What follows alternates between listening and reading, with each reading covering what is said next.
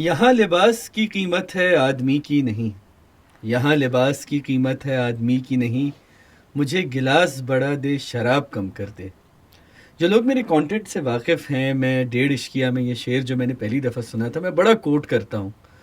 और संजय लीला भंसाली की हीरा मंडी के देखने के बाद तो मेरा दिल चाहता है मैं बार बार इसको कोट करूँ, इसको राग भैरवी में गाऊँ, इस पे नाचूँ, इसकी सीनरीज बनाऊँ, क्योंकि भंसाली साहब का सिनेमा विद टाइम इतना आप समझे डिसइंटीग्रेट हो गया है कंसेप्चुअली या प्लॉट वाइज कि आपको अक्सर कहानी बहुत ढूंढ ढूंढ के खोज खोज के शेरलॉक होम्स की तरह कहीं जाके आपको कुछ सिरा मिलता है, आपको बड़े मुंजमद कैरेक्टर्स मिलते हैं, कुछ कुछ दमदार लाइंस मिलती हैं। ऑल्दो आई बिलीव के कादर खान के एरा के बाद किसी ने उस तरह दमदार लाइनें बॉलीवुड में नहीं लिखी जिस तरह के लिए बॉलीवुड जाना चाहता था।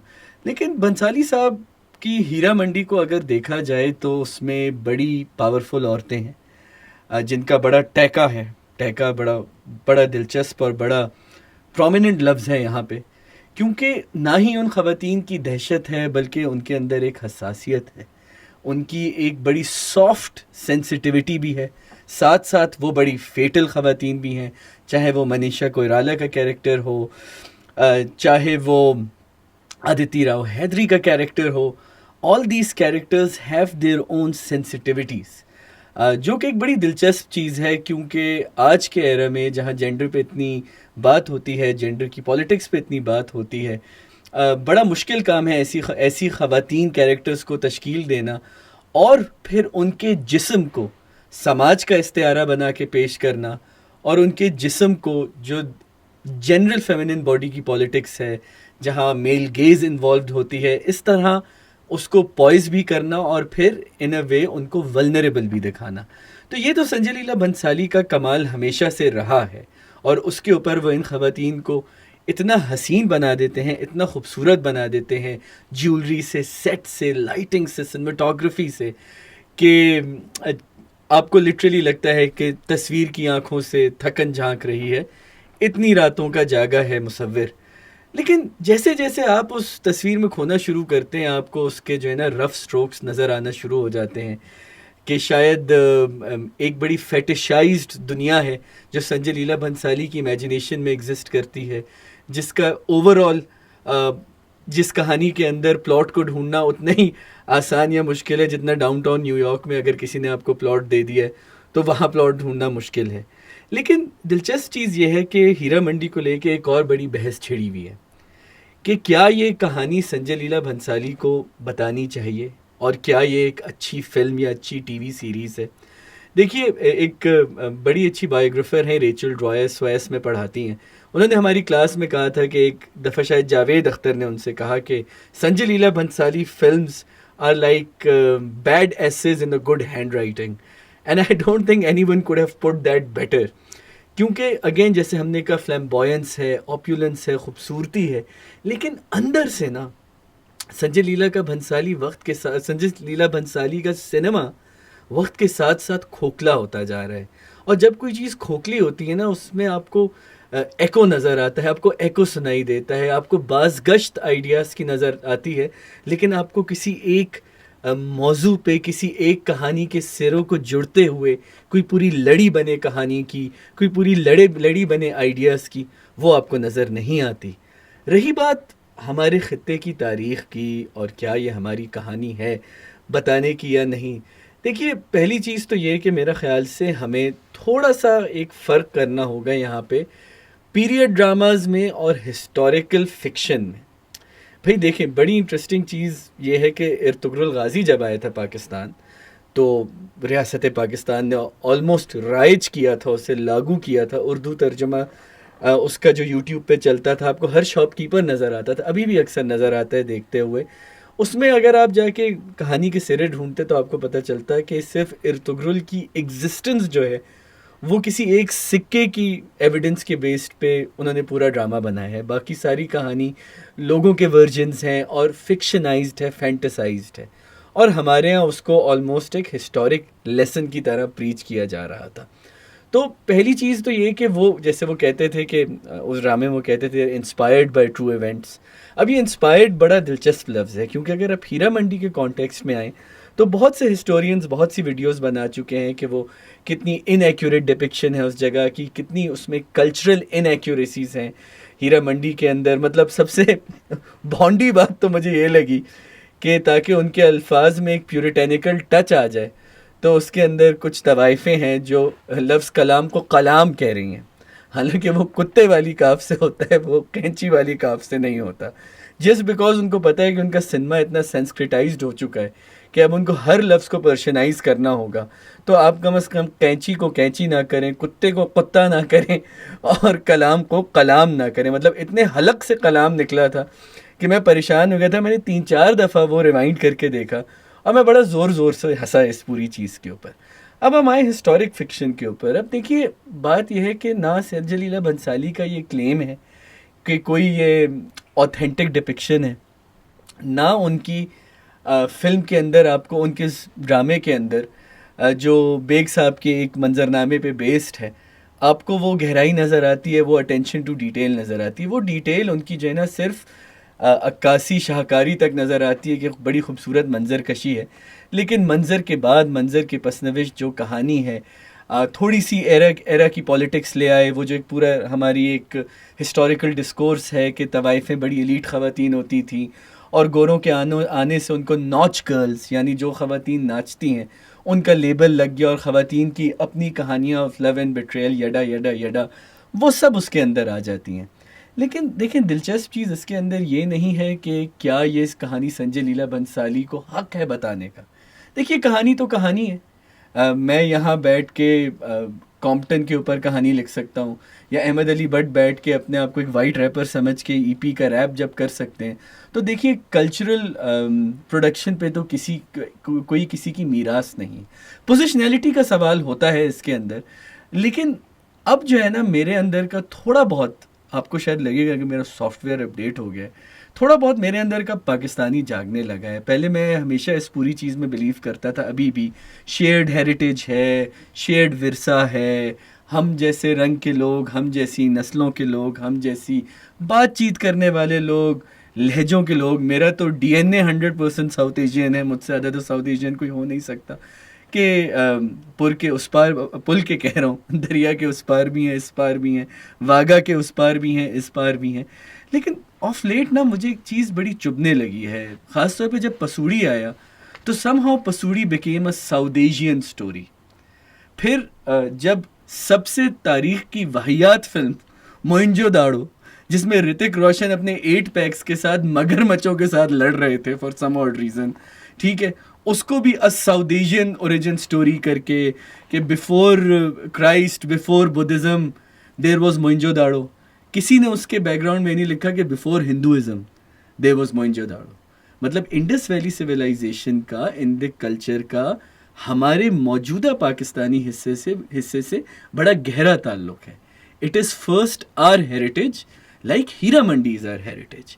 मुझे म्यूचुअल हेरिटेज की डिबेट से कोई प्रॉब्लम नहीं है, लेकिन जब आप तमाम चीज़ों को साउथ एशियन हेरिटेज के लिबादे में घुमा देते हैं, एक लिबादा ओढ़ देते हैं, तो उससे मुझे थोड़ा सा लगता है कि पिछले 5-6 साल का जो हिंदुस्तानी पॉप कल्चर है उसमें एक बड़ी डेलिब्रेट अटेम्प्ट है पाकिस्तान को और पाकिस्तान की तारीख़ को 1947 तक लिमिट करने की, कि जी 1947 के बाद से 1947 से पहले जैसे पाकिस्तानी कोई तारीख़ ही नहीं है, और 1947 से जो पहले है वो शेयर्ड हेरिटेज है। अब हमारे भारतीय दोस्त इसमें ये कहते हैं कि भाई अगर आपका ये आर्ग्यूमेंट है तो आप ना मीर को इनहेरिट कर सकते हैं ना गालिब को इनहेरिट कर सकते हैं। भाई देखिए मीर और गालिब उर्दू ज़बान के शायर हैं, और जहाँ जहाँ उर्दू ज़बान है वहाँ वहाँ उनका विरसा मौजूद है, और हमारे यहाँ by virtue of the state और एक ज़बान आमा के तौर पे उर्दू राइज है। सवाल ये नहीं कि संजय लीला भंसाली को ये फिल्म नहीं बनानी चाहिए थी, कुछ हमें भी अपने गिरेबान में झांकना चाहिए कि अगर हमें हीरा मंडी की ये फ्लैम्बॉयंट, ये फेटिशाइज्ड वर्जन इतना बुरा लगता है, इतना चुभता है, तो हम हीरा मंडी के ऊपर बैठ के अंडे क्यों दे रहे थे? हमने कुकूज़ डैन बना दिया। अगर इतनी बड़ी तहज़ीबी इम्पोर्टेंस थी हमारे लिए, अगर इतनी रिवायती इम्पोर्टेंस थी हमारे लिए, अगर हमारे लॉलीवुड के बड़े से बड़े कलाकार हीरा मंडी से निकले, उसे तो एक हेरिटेज साइट होना चाहिए था। ऑल्दो अब उस बेल्ट को किसी हद तक उस तरह ट्रीट किया जाता है, but it's very much a centre of modern consumerism. It's not a centre where you see a museum of ideas कि यहाँ ये औरतें थीं, यहाँ ये इंस्ट्रूमेंट मेकर्स थे, यहाँ इन सब चीज़ों की एक बहुत बड़ी रिवायत थी।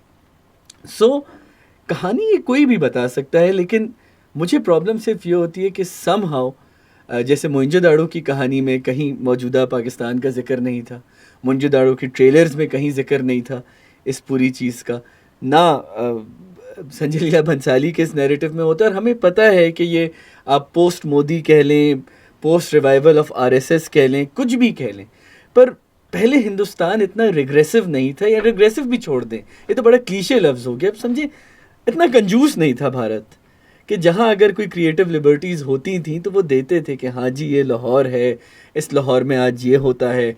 हमने तो मैं हूं ना और ऑपरेशन मिलाप वाला बॉलीवुड भी देखा है, और अब इतना तंग नज़री वाला बॉलीवुड हमें भाता नहीं है। लेकिन एज़ पाकिस्तानी आर्टिस्ट्स हमें जो सोचने की ज़रूरत है वो ये है कि are we doing enough justice to our own heritage. Mohenjodaro पे उन्होंने जिस तरह की भी झक मारने वाली फिल्म बना दी, सवाल ये है कि हम मोइंजोदाड़ो के साथ क्या कर रहे हैं, सवाल ये है कि हम अपने हेरिटेज के साथ क्या कर रहे हैं।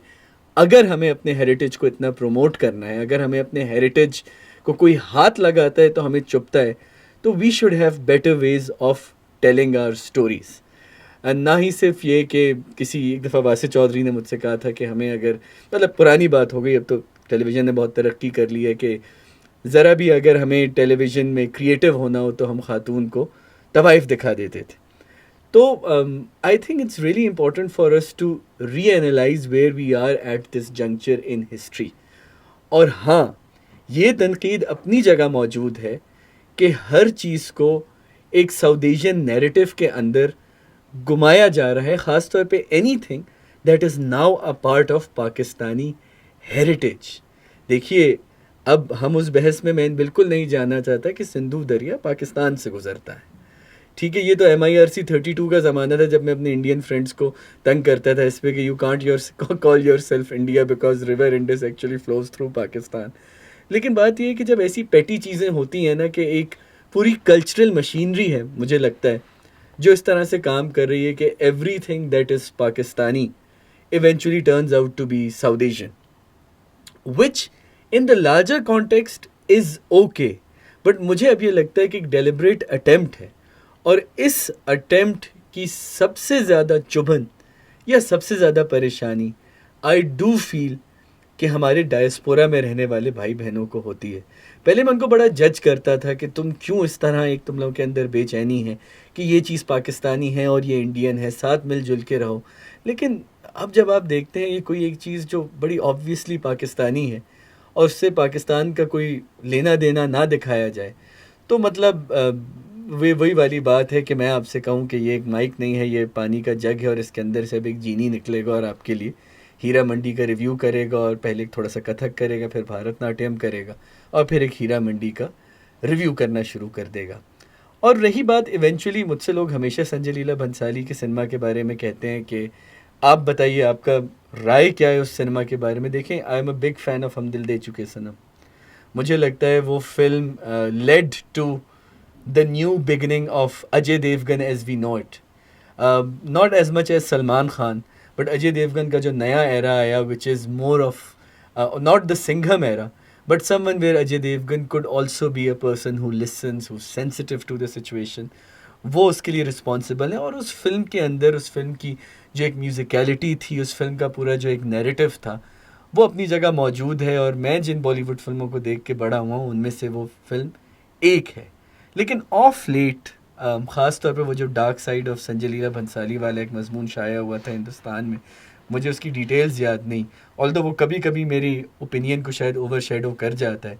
उसको साथ रखते हुए मुझे लग रहा है कि कुछ लोग शायद इंडस्ट्री में, ये फिल्म मेकिंग में आते बुनियादी तौर पे विजुअल्स के लिए हैं, और वो चीज़ अब slowly and gradually Sanjay Leela Bhansali, because he is edited this film, he has written this film, he has directed this film, तो पूरे ऑटोर की तरह उन्होंने इस फिल्म पे काम किया है। तो आपको जैसे बहुत से रिव्यूज़ में लिखा है कि हर फ्रेम एक पेंटिंग है, बिल्कुल पेंटिंग इन मोशन है तमाम फ्रेम्स। और इतनी खूबसूरत ख़वातीन, मतलब I have been a big fan, I had a huge crush on Aditi Rao Hydari, although an actor with limited skill set, but still जिस तरह आपको लगता है कि मनीषा कोइराला को उन्होंने इसमें, ये ऋचा चड्ढा को जिस तरह उन्होंने कास्ट किया है, शेखर सुमन को जिस तरह उन्होंने कास्ट किया है, वेरी गुड कैरेक्टर्स। मतलब शेखर सुमन से आपको देवदास वाले चुन्नी बाबू की वाइब आती है। I do feel that had it been 15 years earlier, maybe Jackie Shroff would have played Shekhar Suman's characters. Even Fardeen Khan's comeback is a very good sign कि बहुत सारे लोग जो मैरिनेट कर रहे थे, ज़ाया हो रहे थे, उन सबको एक बैकडोर एंट्री दी संजय लीला भंसाली ने कि let's get together and do something new. But is it worth your time? मैं तो बड़ी मुश्किल से इस शो में आगे बढ़ रहा हूँ और मुझसे तो समझ नहीं आ रहा कि मैं अपने आप को कैसे मोटिवेट करूँ।